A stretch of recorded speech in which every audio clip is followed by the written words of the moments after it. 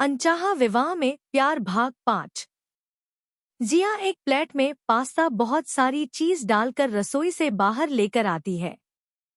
पूरी ईशान की फरमाइश जैसे पास्ता बनाया था। जिया गुब्बारे से खेलता हुआ ईशान की तरफ देखकर, ईशान बेटा आ जाओ, आपके लिए पास्ता रेडी है।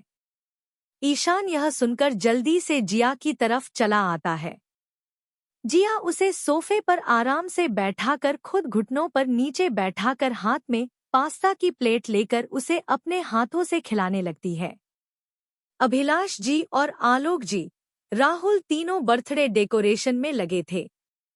आलोक जी ब्लू गुब्बारे के साथ रेड गुब्बारे लगा रहे थे। ईशान यह देखकर, बड़े दादू यह ब्लू गुब्बारों के साथ आप व्हाइट गुब्बारों लगाओ। यह रेड कलर के गुब्बारे इनके साथ अच्छे नहीं लग रहे हैं। ईशान की बात सुनकर सभी हंसने लगते हैं। आलोक जी हंसते हुए, ठीक है मेरे दादा जी, जैसा आप कहें। आलोक जी की बात सुनकर ईशान हंसता हुआ, आप मेरे दादा है बड़े दादू, मैं आपका नहीं। जिया उसे पास्ता खिलाकर राहुल की तरफ आती है।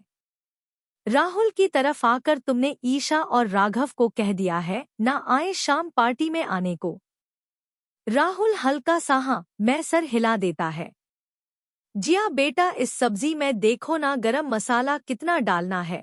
किचन से अनिता जी की आवाज सुनकर जिया किचन में चली जाती है। विनीत को भारती काम समझा रही थी। विनीत भारती की तरफ देखकर, आप कितने सालों में ईशा जी के साथ काम में सेट हो गई। भारती यह सुनकर, बस 1-2 महीने, बाकी ईशा मैम बहुत अच्छी है, सबको बहुत सपोर्ट करती है और समाज सेवा भी बहुत करती है। एक बार उनके साथ काम करने लग जाओ तो मन ही नहीं करता है उन्हें छोड़ने का। विनीत यह सुनकर मुस्कुरा जाता है। फिर भारती उसे फाइल और कंप्यूटर में काम बताकर अपने काम में लग जाती है। ईशा के पास राघव का फोन आता है। ईशा के चेहरे पर मुस्कान आ जाती है। हाँ बोलो पतिदेव। राघव यह सुनकर मुस्कुरा जाता है। तो वकील साहिबा पूछिए हमारी पत्नी से कि वो अभी फ्री हो गई है तो हम उन्हें ड्रॉप कर सकते हैं घर जाते हुए।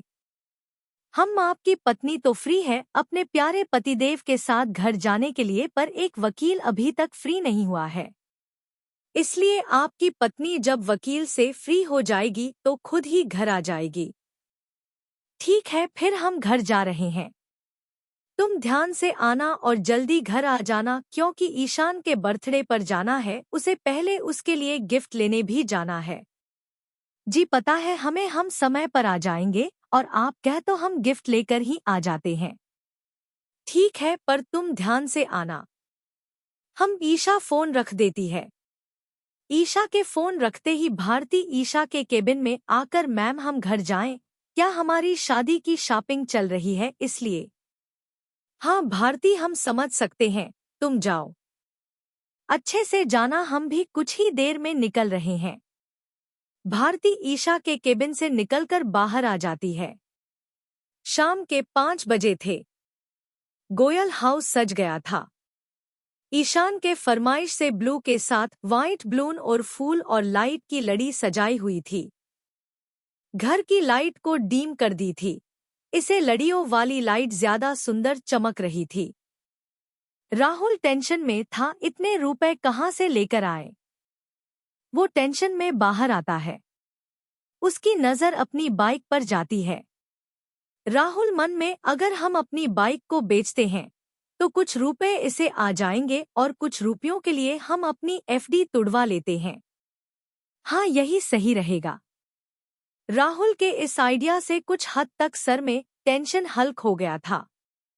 राहुल कमरे में आता है।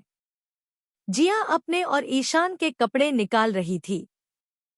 जिया राहुल की तरफ देखकर, राहुल आपने केक का ऑर्डर तो दे दिया है ना। वो ईशान का फेवरेट कार्टून शेप में केक का बोला है ना आपने। राहुल हाँ मैं सर हिला देता है। हम अभी थोड़ी देर में केक डिलीवरी हो जाए घर पर। जिया मोबाइल में गेम खेल रहे ईशान के हाथों से मोबाइल छीनते हुए, एक बार कहा ना तुझे यह छोड़ और जल्दी से तैयार हो जा, मानता ही नहीं है तू। जिया के थोड़े तेज बोलते ही ईशान की आंख में आंसू आने लगते हैं। ईशान को रोता हुआ देखकर राहुल आगे आकर उसे गोद में लेकर जिया की तरफ देखकर, क्या दिक्कत थी तुम्हें? मोबाइल ही तो खेल रहा था बच्चा सिर्फ। जिया राहुल की बात सुनकर, राहुल इसमें इतना क्यों रिएक्ट कर रहे हो? आजकल यह बहुत मोबाइल में रह रहा है इसलिए डांट रही थी। कब से इसे कपड़े पहनने को कह रही हूँ, नीचे मेहमान आते ही होंगे, इसके बाद मुझे भी तैयार होना है ना, बड़ी माँ के पल्लू सही करना है, मेरा भी तो बहुत काम होते हैं। इतना कहकर जिया नाराज होकर अपने कपड़े लेकर कमरे से बाहर चली जाती है। राहुल और ईशान उसे इस तरह जाते हुए देख एक दूसरे की तरफ देखने लगते हैं। डैडू, यह क्या किया आपने? मम्मा को नाराज कर दिया आपने। राहुल उसकी तरफ देखकर उसकी ही तरह बोलता हुआ, हो हम मैंने नाराज कर दिया। राहुल की बात सुनकर ईशान अपने दांत दिखाता है। राहुल उसे बेड पर खड़ा करके, चलो अब जल्दी से कपड़े पहनकर तैयार हो जाओ, उसके बाद आपकी मम्मा को भी मनाना होगा ना। ईशा, घड़ी में समय देखकर हमें अब निकलना चाहिए। ईशान के लिए गिफ्ट भी लेना है और घर जाकर ज्योति और हमें दोनों को तैयार भी होना है।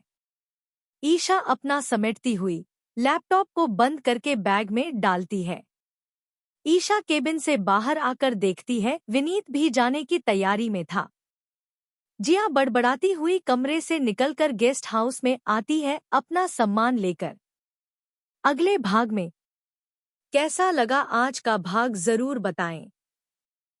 धन्यवाद।